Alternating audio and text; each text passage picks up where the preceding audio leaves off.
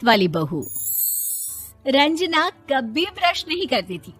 उसे कितनी बार उसके माँ बाप ने डांटा, लेकिन उसका कोई असर उस पर होता ही नहीं था, जिस कारण से उसके दांत पीले पीले हो जाते हैं।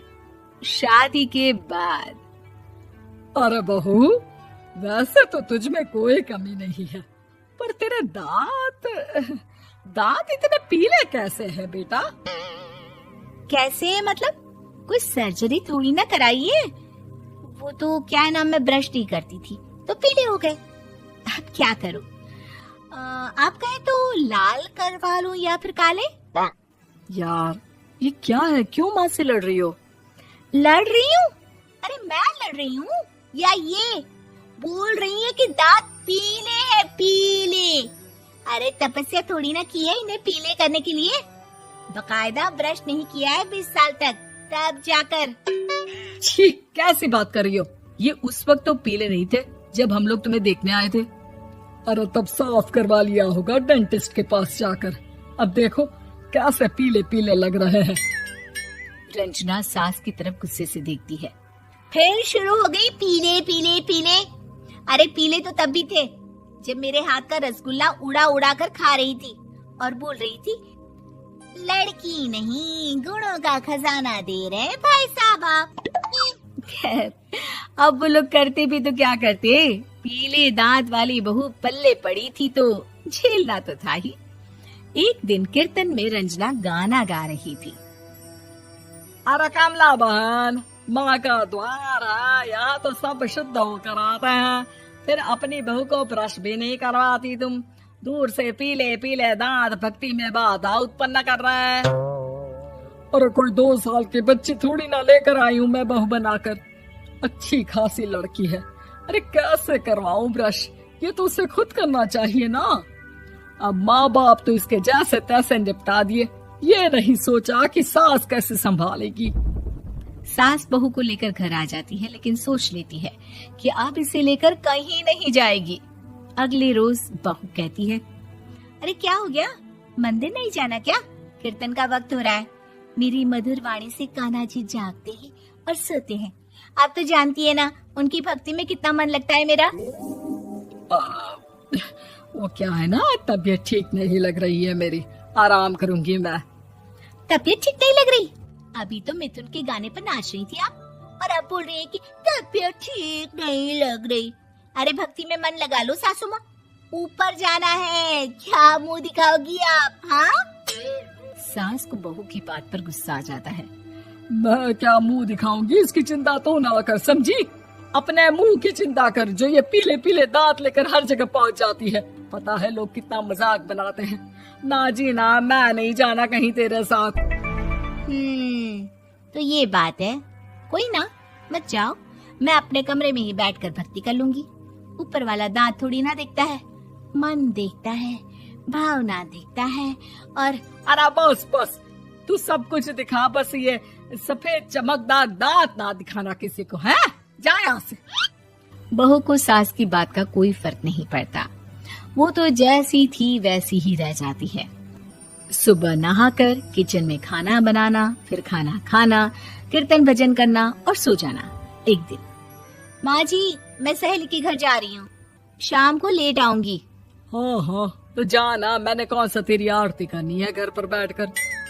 रंजना सहेली के घर जाती है, जहाँ वो पार्टी में जाने की तैयारी कर रही होती है। अरे शिखा, कहाँ जाने की तैयारी कर रही है? मैं गलत वक्त पर आ गई क्या? अरे नहीं यार, उल्टा सही वक्त पर आ गया। मैंने ये साड़ी और ज्वेलरी निकाली है यार, शाम को इनके ऑफिस की एक पार्टी में जाना है। बताना कैसा लग रहा है ये सब? नहीं यार, इस ड्रेस के साथ तो वो वाली ज्वेलरी अच्छी लगेगी। हाँ हाँ सही बोल रही है, मैंने ध्यान ही नहीं दिया। वैसे तो हमेशा से मस्त फैशन सेंस रखती है। तो बड़ा जाती होगी ना पति के साथ पार्टी में। रंजना कुछ नहीं बोलती, बस सोचती है कि यार काश ये बात सही हो जाती, पर मैं क्यों नहीं जाती पार्टी में? क्या इन लोगों की कोई पार्टी होती नहीं होगी? रंजना घर आती है और रात में पति से सवाल करती है, एक बात बताइए, आप मुझे किसी पार्टी में क्यों नहीं ले जाते? क्या आपके यहाँ ऑफिस में पार्टी नहीं होती? पति बेचारा क्या कहता कि दांत पीले हैं तुम्हारे इसलिए। अरे कोई पार्टी होती नहीं हम लोगों के ऑफिस में, तो कहाँ से लेकर जाऊं? और मार्केट, मॉल, कहीं वीकेंड घूमना, कहीं तो।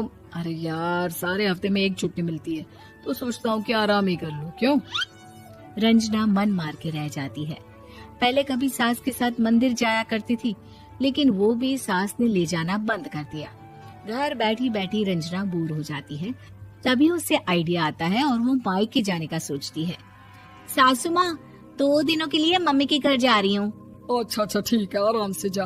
और हाँ, माँ से कुछ अच्छी आदत सीख कर आना कि कैसे शरीर के हर भाग की तरह दांतों की सफाई भी जरूरी होती है, समझी? शुरू हो गई ना आप। वो लोग आपकी तरह नहीं है कि छोटी छोटी बात का बतंगड़ बना दे। उन लोगों के लिए मैं मायने रखती हूँ, ना कि मेरे पीले पीले दांत। रंजना माँ को बिना बताए उन लोगों को सरप्राइज देती है, लेकिन जैसे ही वो दरवाजे पर पहुंचती है, अंदर देखती है कि घर वाले कहीं जा रहे होते हैं। अब माँ, काश रंजना दीदी के दांतों वाली प्रॉब्लम नहीं होती, तो वो भी हम लोगों के साथ चलती ना बुआ जी की बेटी की शादी में। हाँ बेटा, लेकिन अब उसे कौन समझाए कि उसको उसके पीले दांत नहीं दिखते, लेकिन उसके आसपास के लोगों को कितना एम्बैरेसिंग फील कराते हैं। मुझे तो कितनी बार उसके स्कूल की टीचर ने शिकायत की कि उसके साथ कोई लड़की बैठना भी नहीं चाहती, और ना ही कॉलेज में कोई उससे बात करना चाहता था। लेकिन पता नहीं क्यों उसे ये बात समझ में ही नहीं आती। कोई कमी नहीं है उस लड़की में, बस यही कि दांत पीले हैं। वो तो भला हो जीजाजी और उनकी माँ का, जो दीदी को जैसी है वैसे ही रखा हुआ है। रंजना को अपने घर वालों की बात सुनकर बहुत दुख होता है। वो सोचती है कि वो क्या करे, लेकिन फिर वो सीधा डेंटिस्ट के पास जाती है, अपने दांत चमकाती है और कसम खाती है कि वो रोज ब्रश करेगी। अरे क्या हो गया? तुम तो 2 दिनों के लिए गई थी ना, पर कोई ना, अच्छा है, चलो आ गई तो। रंजना सास के सामने आकर खड़ी हो जाती है और पूरी स्माइल करती है, उसके चमकदार दांतों को दिखाती हुई। हैं? चले मंदिर? माँ, मुझे माफ कर दीजिए, मैंने आप लोगों को बहुत एम्बैरेसिंग फील करवाया। मैं आज से रोज ब्रश करूंगी।